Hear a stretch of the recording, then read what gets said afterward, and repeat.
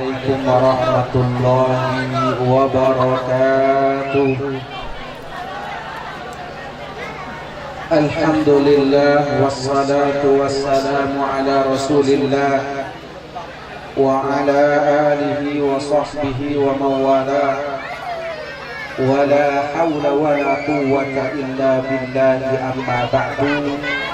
Yang sama-sama kita hormati sahibul hajat Bapak Maradona dan Ibu Prihatini Puji Lestari, pemerintahan setempat yang sempat hadir, mungkin dari ketua RT, ketua RW, ketua lingkungan yang sempat hadir, para alim ulama cerdik pandai yang sempat hadir, para tamu undangan yang berbahagia, hadirin wal hadirat sidang walimatul aqidah yang dimuliakan Allah Subhanahu wa taala. Alhamdulillah, hari ini Bapak Ibu kita menyaksikan peresmian nama, tasyakuran dan akikah ananda dari Bapak Maradona dan Ibu Prihartini Abian At-Taris Prima. Kalau diartikan Abian ini Bu, artinya Abian itu adalah orang yang punya pandangan yang jelas. At-Taris itu adalah orang yang bisa merajut, bisa mendesain sesuatu yang menjadi indah. Prima itu seperti kita pahami. Jadi maksud Abian Prima, Abian Taris Prima ini namanya sangat bagus, sangat indah, mudah-mudahan sesuai dengan apa yang diinginkan. Orang yang punya pandangan yang jelas, punya desain hidup yang sangat bagus, dan sekaligus punya tenaga pikiran yang prima, insya Allah. Amin ya rabbal alamin. Bapak Ibu dengan Allah, memang begitulah orang tua. Kewajiban orang tua setelah anaknya lahir ke muka bumi ini memberikan nama yang baik, karena nama adalah doa. Yang kedua adalah mencukurkan. Alhamdulillah tadi sudah dipotong rambutnya, maka nanti Adinda Dona rambut dibersihkan, dicukur bersih, nanti ditimbang, diukur dengan nilai emas berapa on bisa saya, maka itulah berapa gram, itulah nanti yang bisa dibagikan dari hasil cukur rambut itu.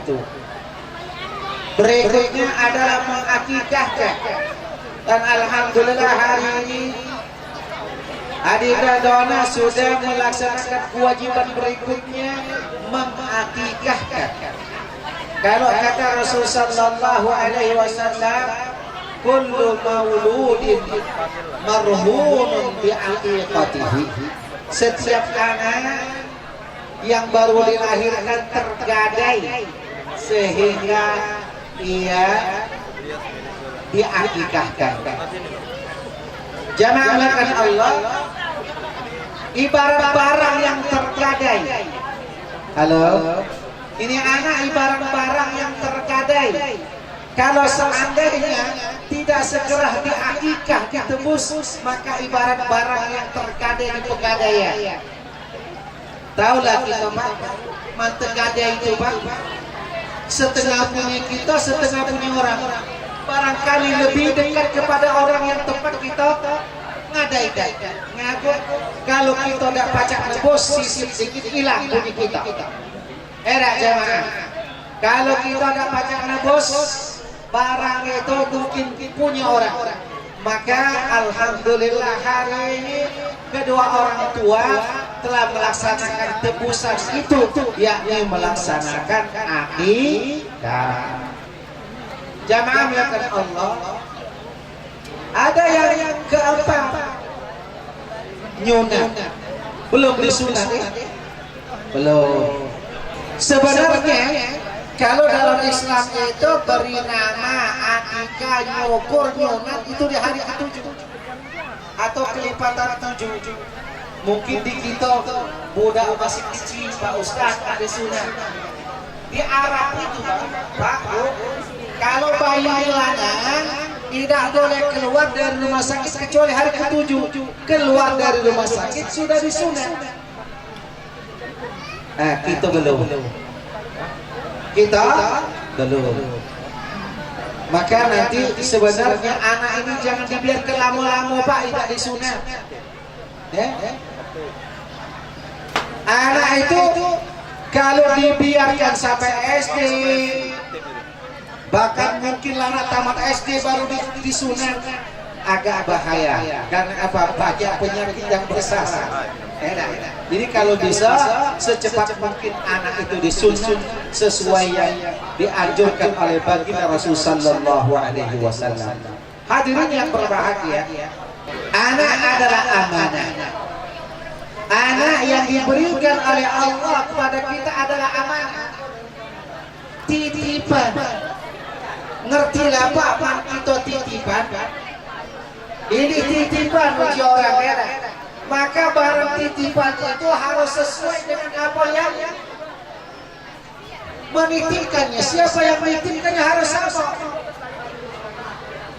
Jangan dibiarkan bayi titipan itu, atau dikurangi titipan itu, atau dirubah titipan itu, berarti kita tidak amanah.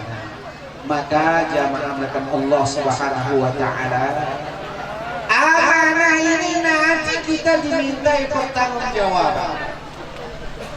Halo jamaah,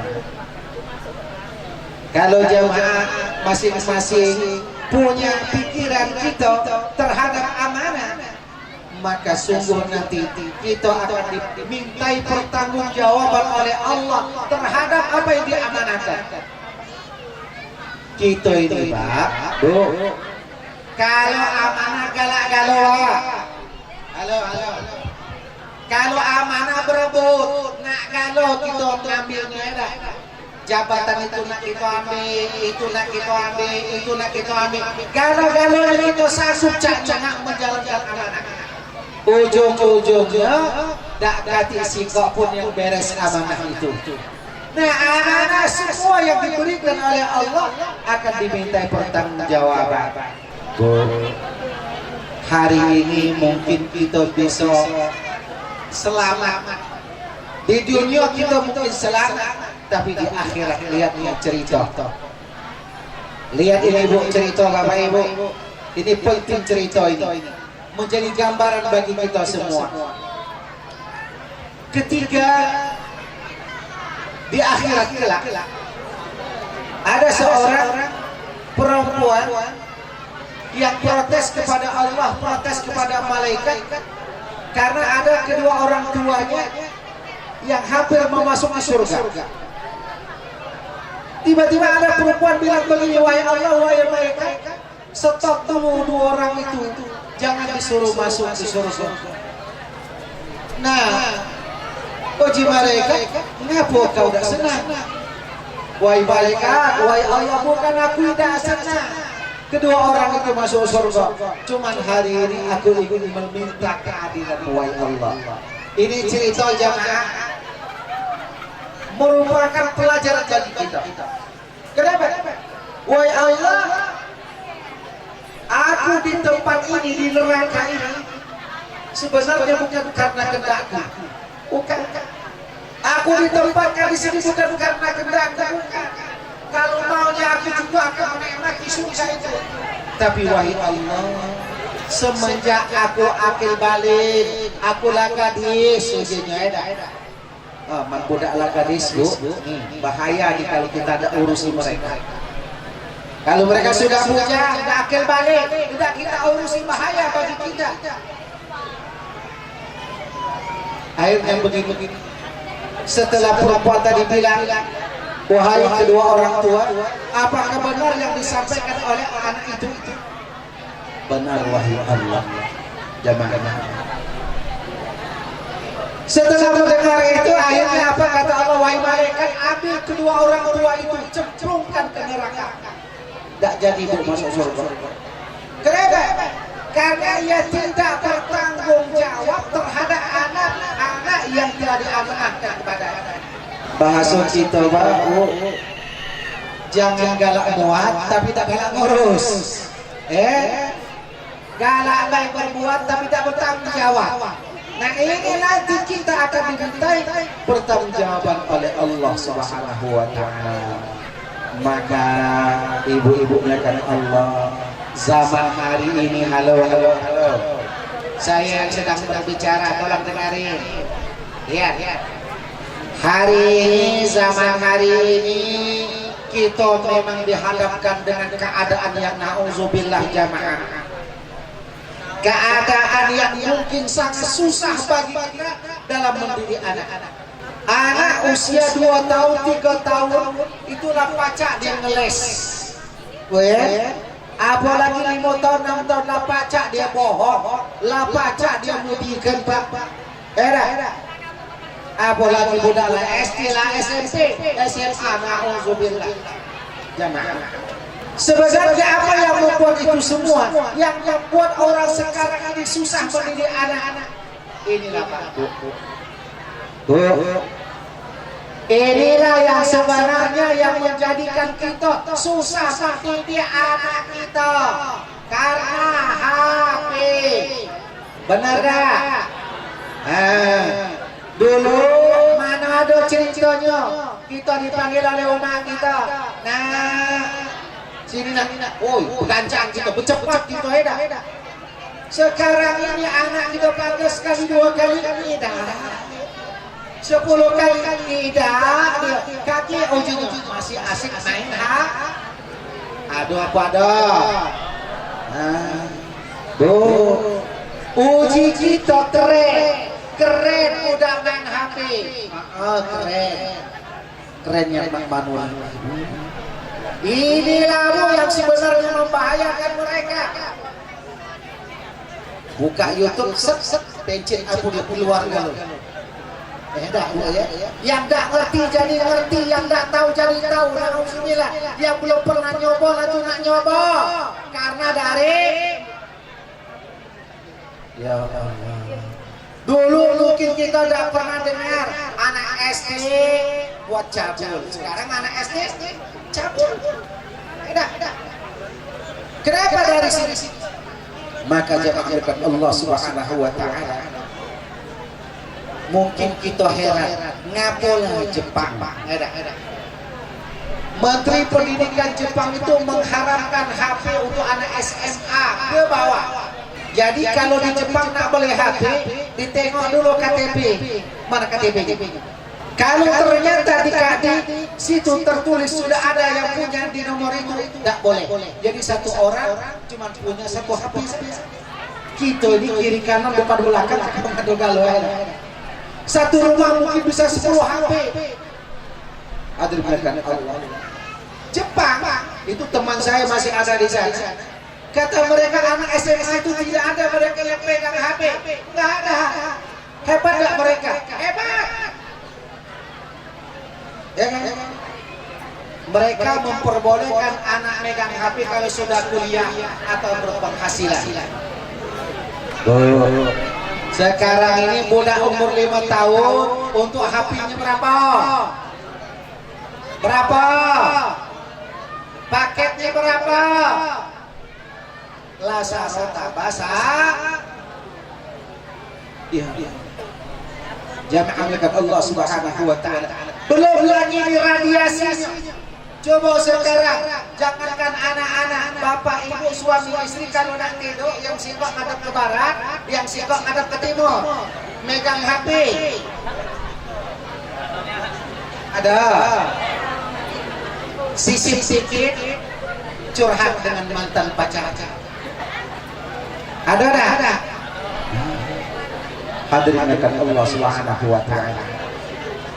Dan inilah sebenarnya cara penjajah untuk menghancurkan generasinya. Uji kita Israel itu hebat, tapi tidak ada anak-anak mereka usia SMA semua pegang HP, tidak ada.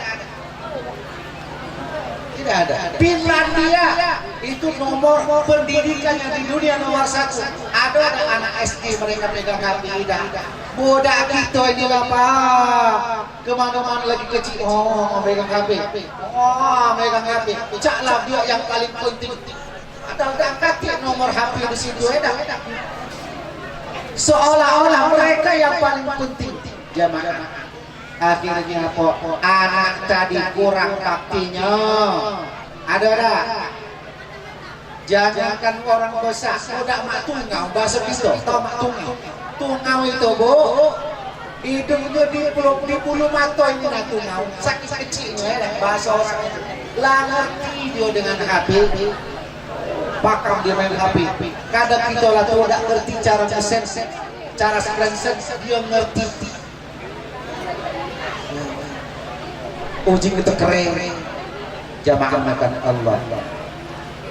Mungkin cerita yang aku sampaikan ini tidak sempurna, tapi suatu saat nanti bapak ibu akan merasakan susahnya anak kita, susahnya diatur. Mereka mau sembahyang, ada sembahyang dah ucap itu, laza, kadang-kadang lagi makan pun megang HP, kadang lebih baik tak makan dia asalkan main Nah jamaah Allah. Oleh karena itu, mari kita jaga anak-anak kita. Jangan sampai mereka pribadi mereka hancur oleh karena HP tadi. Ya dah. Halo. Ada yang ngomongkan ni ada. Maka mohon maaf, anak-anak sekarang prestasinya tidak meyakinkan. Ujinya gampang, ujian tinggal pegang HP, apa artinya buka HP, kakek ditanya udah tahu dia ditanya buka HP, akhirnya ilmu tadi semuanya di HP. Ya Allah, hadirin Allah Subhanahu wa taala. Mari Bapak Ibu, kita jaga amanah yang diberikan oleh Allah Subhanahu wa taala ini. Karena suatu saat kita akan dimintai pertanggungjawaban oleh Allah Subhanahu wa taala. Yang kedua, mari kita dekatkan anak-anak kita dengan masjid. Di Sarjana, Jalan Sarjananya masjid banyak. Mulai dari Dr. Liani Kiprawi ya, sampai ke Masjid Al-Basyariah, Masjid Jalo, musola ada berapa, tahfiz lah ada berapa, di sini ada. Dekatkan mereka Bapak Ibu, masukkan mereka ke sana, dan itulah yang nantinya akan menjadi bonus kita kelak di akhirat. Jamaah, ini sebagai penutup tausiah kita, saya akan sampaikan cerita kelak di akhirat di padang mahsyar. Jamaah melakukan Allah, semua kita dibariskan oleh Allah Subhanahu wa taala dalam keadaan telanjang bulat tanpa busana. Halo jamaah, ketika semua manusia dibariskan oleh Allah Subhanahu wa taala di padang mahsyar dalam keadaan tanpa busana, keringat orang itu bercucuran.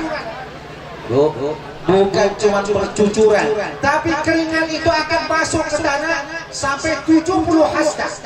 Setelah 70 hasta turun dari naik lagi, akan membakar orang yang ada di atasnya. Maka orang itu akan kepanas, bahkan mungkin dia tidak tahan. Tapi ada beberapa yang akan menolong kita. Satu, sedekah kita yang nanti nolong kita di akhirat dalam keadaan seperti itu, dalam keadaan telanjang bulat tanpa busana, keringat yang masya Allah akan membakar dari bawah, bahkan akan menenggelamkan manusia ketika di padang mahsyar. Nanti akan menolong mereka. Pertama adalah sedekah. Maka kata Rasulullah sallallahu alaihi wasallam, tebuslah diri kalian dengan sedekah, karena sesungguhnya sedekah akan menjadi payung kalian kelak di akhirat. Ini yang pertama. Yang kedua, anak-anak yang kita titipkan ke lembaga-lembaga pendidikan yang menghantarkan mereka menjadi kekasih Allah, menjadi ahlul Quran. Jamaah makan Allah. Sampai ada orang tua bingung, Allah, malaikat siapa pemuda tadi yang mengatakan kepada aku, coba dari surga yang memayungi aku, wahai Allah. Aku tidak merasa kepanasan, bahkan aku merasa kedinginan. Aku terlindung oleh Allah, tidak seperti yang lain. Apa uji malaikat? Bulan, dioklah dulu anak yang kau antarkan tahamallatul Quran. Bulan, dulu itulah anak yang kau suruh ngaji. Bulan, dioklah yang dulu selalu mendengarkan suara bacaan Al-Quran. Kalau jamaah dulu mungkin kata orang, untuk apa sekolah di pesantren? Khususnya kami dulu, uji orang, untuk apa kau nak sekolah pesantren? Nak jadi apa kau ujinya? Masya Allah jamaah. Bahkan kata orang, untuk apa kau ngapal Quran? Jadi apa? Kau paling balik ke dusun, ujinya mimpin tahlil, mimpin yasin, makan duluan. Paling itu Pak yang diomongkan orang. Hadirin dari Allah. Ternyata tuh orang yang hari itu ngomong seperti itu, hari ini mereka malu. Ternyata anak-anak mereka yang dulu sekolah di sana, kuliah di sana, balik ke dusun mantang karet. Balik ke dusun ada yang masih jadi kuli. Tapi kita selalu tersenyum kepada mereka. Hadirin Allah. Ternyata Al-Quran akan mengangkat derajat kita. Mumpung masih ada kesempatan dan masih ada amanah, taruhlah amanah itu di tempat-tempat yang paling baik. Jangan bingung Bu, kalau anak bapak ibu nanti suatu saat hafal Quran, nak masuk ke mana tidak susah, nak jadi polisi langsung, tentara langsung, nak kuliah di mana UGM, hafal Quran 30 juz, aku kasih rekomendasi, teknik kita masuk UGM, ITB masuk, kalau punya hafalan 30 juz gratis kuliah di sana. Sekarang susah nak kuliah di sana Bang. Nak berapa juta kita keluarkan duit. Masya Allah. Allah Subhanahu wa Ta'ala yang mengangkat derajat, maka taruhlah amanah itu sesuai dengan apa yang dikehendaki oleh Allah Subhanahu wa Ta'ala. Kalau tidak kaget Pak, kita nyesal Bang. Nyesal kita Bang. Nah, bayang maghrib ujungnya ada telepon, ring. Ngapa Pak? Ini siapa Pak? Pak, ini dari kepolisian. Benar kasih bulan anak bapak? Iya Pak, benar Pak. Anak bapak laki ditangkap Pak narkoba Pak. Halo dah.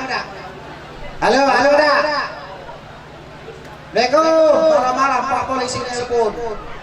Ngapa Pak? Anak bapak tawuran, kami amankan. Halo. Jangan lekat Allah. Siapa yang dirugikan? Yang dirugikan siapa? Halo, jawab. Yang dirugikan siapa? Man baik Pak Saro Pak nak merambatnya Pak ya. Uji itu. Siapalah budak yang ngaji bagus tadi? Tak ditanya. Ustaz yang ngaji tadi. Siapalah itu? Tapi Pak, kalau kita melakukan salah, tengok tuh, anak si pula, anak si pula. Kau tahu dah uji, benar tak boleh? Masuk obang, mudah. Apa ya? Boy, man yang jahat itu Pak cepat nyebar. Tengok ya. Orang Indonesia barusan jadi juara 1 tingkat internasional hafalan 30 juz tidak kesebab. Saro anak nyebar ke ibu ya. Tapi mana dia cak? Dia itu ya putri Indonesia. Tahu kan orang? Dia budak kecil, jogetnya Masya Allah, ibu. Tidak tadi. Yang inilah kaki yang kita butuhkan dalam kehidupan kita. Jamaah Allah Subhanahu wa Ta'ala. Mungkin bagi kita sepele dengan amanah yang diberikan oleh Allah, tapi bagi Allah amanah itu nanti dimintai bertanggung jawaban. Nah, di Maradona jangan susah, ya lah. ke depan bagaimana kita mendidik anak. Percayakanlah ke tempat-tempat yang anak-anak di sana bisa dididik untuk menjaga agama mereka agar mereka bisa sholat. Nah, kita tidak cerita terakhir kali ini, terakhirnya dulu. Terakhirnya ini, suatu saat ada seorang yang kaya raya ketika kami masih tinggal di Depok. Benar. Sukses secara duniawi, anak-anaknya masya Allah, pasukannya selalu mulai dari pertama sampai terakhir itu hebat semua. Mungkin rumahnya masya Allah kayak istana rumahnya di Depok karena saya sering diundang. Hanya satu di antara anaknya yang secara dunia mungkin tidak sukses, tapi secara agama dia bagus. Bu, Bapak Ibu. Tahun 2003 ketika saya masih di Depok, istri dari bapak yang sering bilangin saya, Ustaz itu ujinya sekolah baik di luar negeri, hafal Quran, tengok ujinya masih dia naik angkot ujinya, tengok anak-anak aku juga keren ujinya, masya Allah. Ya cara orang baru balik beda. Kita dengarkan, kita senyum saja. Jamaah, tahun 2003 istrinya dipanggil oleh Allah Subhanahu wa taala. Jam 3 pagi meninggal bininya, Pak. Diteleponnya anaknya 1, 2, 3, 4 yang memang tinggal di rumah. Katanya mayit. Siapa yang urus rumahnya terkuntang lah jadi mayit kan? Habis subuh, Ustaz. Ngapa Pak Uji? Tolong Pak Ustaz ke rumah. No, cukup kamu dengan Pak Ustaz. Pak, cukup Pak Ustaz itu bukan cuma ngurus mayit, Pak. Maaf dan Pak Ustaz. Pak Ustaz itu bukan untuk doa lah, Iya Pak Ustaz. Maafkan aku Pak Ustaz. Pokoknya Pak, mudahnya kita balik ke omongannya Pak. Ujin dari Pak Ustaz tak guna ujin. Ya Allah. Memang kadang-kadang itulah. Hadirin Allah. Lihat. Apa hukuman Allah kepada orang-orang yang seperti itu? Maka Pak, jangan susah kalau orang tak senang dengan kita. Jangan susah orang benci dengan kita. Biarlah. Pokoknya dia tidak akan mati kecuali dia akan mengalami apa yang dilakukannya. Bapak Ibu yang hendak Allah. Lah sampai jam 9 pagi dan kati anaknya balik. Sampai aku telepon anaknya yang menjadi di Jakarta. Ujiku Pak, balik. Ibu kamu dari kudu. Ujinya, tolong Pak Ustaz. Berapapun kali aku bayar Pak Ustaz, uruslah Pak Ustaz. Ujiku, aku bukan anak-anak. Cuma itu kan ini nak dihadirkan anaknya, tidak ada yang balik. Yang kutega, yang kutelepon, kan rumahnya tidak jauh. Uji bininya, jangan Pak itu balik. Kalau Bapak balik ini proyek jatuh ke orang Pak. Bapak harinya pertemuan proyeknya ini punya kita Pak. Uji bininya, ayolah dia, tidak usah balik. Hadirin Allah Subhanahu wa taala. Cekel tuh Bapak yang dulu dipakai, masya Allah, dipakai selangit-langit tuh. Hari itu ternyata orang tuanya seperti tak ikhlas, benci kepada anaknya. Ngapo ketika umatnya mati, tak ketika balik urus. Ujinya berapapun kaki urusannya, kita bayar Pak Ustaz. Ujiku memang itu. Jamaah Allah. Lihat. Apa hukuman Allah pada anak yang durhaka pada kedua orang tuanya? Lihat. Tahun 2005 sebelum saya pulang dari Jakarta. Karena permintaan saya harus urus ada lembaga pesantren, alma mater dulu, saya pulang. Apa yang terjadi Bapak Ibu? Yang punya kerjaan, yang kerja di pesawat terbang, yang sudah punya bisnis, boleh jatuh dihukum oleh Allah Subhanahu wa taala. Sementara yang tadi anak yang kelima, yang tadi memang rajin ke masjid, cuma mengajar kecil-kecilan, berbakti pada kedua orang tuanya, derajatnya diangkat oleh Allah Subhanahu wa taala. Puji Bapak. Lah lihat Pak, sudah terlihat Pak balasan Allah. Iya. Bapak maaflah kepada santri yang pernah Bapak ejek. Bapak maaflah kepada santri pada bapak pernah katakan, nak ngapo kamu ngapal Quran uji bapak. Mandangan aku biasa-biasa. Hadirin Allah. Hukuman Allah di dunia sudah nyata bagi orang yang seperti itu. Maka jemaah berkat Allah Subhanahu wa taala, jangan kita remehkan hal yang demikian karena akan merugikan kita. Amanah yang diamanahkan oleh Allah ini mari kita jaga, mari kita rawat. Bapak Ibu, nanti anak-anak ini yang akan mendoakan kita. Siapa yang nanti akan mendoakan kita di alam kubur jemaah? Belum tentu orang lain ikhlas. Tidak. Belum tentu orang lain ikhlas mendoakan kita. Paling satu hari pertama, hari kedua, hari ketiga, hari keempat sampai ketujuh. Payo ujinya, diundang makan ke rumahnya. Payo ujinya, amin ujinya berdoa. Gak berdoa, amin. Tapi siapa yang ikhlas mendoakannya? Belum tentu orang lain Bapak Ibu. Yang ikhlas mendoakan itu adalah anak-anak kita. Yang kita butuhkan, Rabbighfirli wa liwalidayya warhamhuma kama rabbayani shaghira. Hadirin Allah, mau sukses menjadi orang, jadi anak yang berbakti. Mau jadi orang hebat di dunia dan akhirat, jadilah anak yang berbakti. Sebelum kita menjadi orang yang berbakti, jadilah orang tua yang pandai mendidik anaknya sehingga ia memang layak dan pantas untuk dibakti. Jangan berharap kita dibakti oleh anak kita kalau kita tidak mendidik mereka menjadi anak-anak yang baik, menjadi anak-anak yang saleh. Hadirin Allah Subhanahu wa taala, mudah-mudahan apa yang kami sampaikan ini bermanfaat bagi kita semua, terutama bagi pasangan-pasangan muda. Ini aku lihat ini banyak pasangan muda yang hadir. Jangan sampai kita tergiur, tergoda dengan gemerlapnya duniawi, sementara kita melupakan anak-anak kita untuk mendekatkan mereka dengan agama, mendekatkan mereka kepada Allah Subhanahu wa taala. Mudah-mudahan Allah berikan semua itu pada kita. Amin ya rabbal alamin. Kurang dan lebihnya kami mohon maaf, dan pada Allah kami mohon ampun.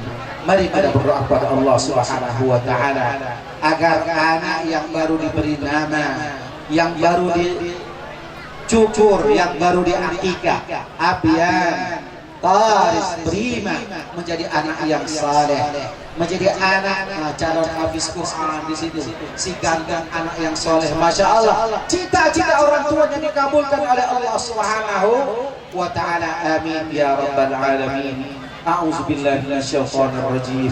بسم الله الرحمن الرحيم. الحمد لله رب العالمين حمدا يوافي نعمه ويكافئ مزيدا.